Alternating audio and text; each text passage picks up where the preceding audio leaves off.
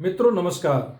आज हमारा वीडियो है जैसी करनी वैसी भरनी। मतलब ये कि हम जैसा अपने जीवन में करते हैं हमें वैसा ही परिणाम मिलता है। जैसा हम प्रकृति को देते हैं हमें प्रकृति से वैसा ही प्राप्त होता है।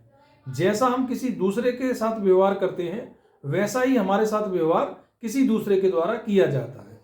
इसी से संबंधित मैं आपको आज एक स्टोरी सुनाता हूँ।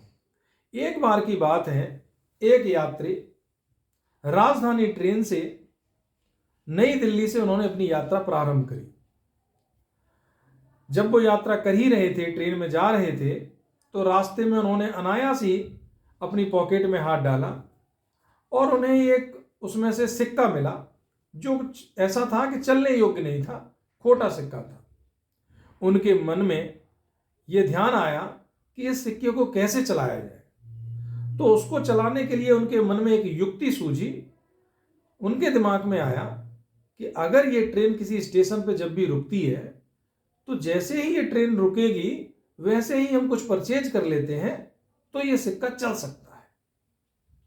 यह सोचकर उन्होंने जैसे ही ट्रेन किसी स्टेशन पर रुकी तो उधर से एक अखबार बेचता हुआ एक छोटा सा बच्चा आया वहां पे।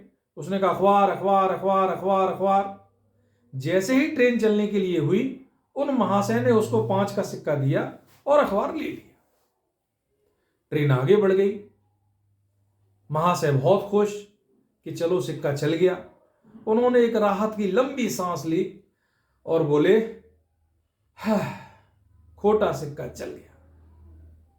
और बड़ी खुशी महसूस हुई उनको।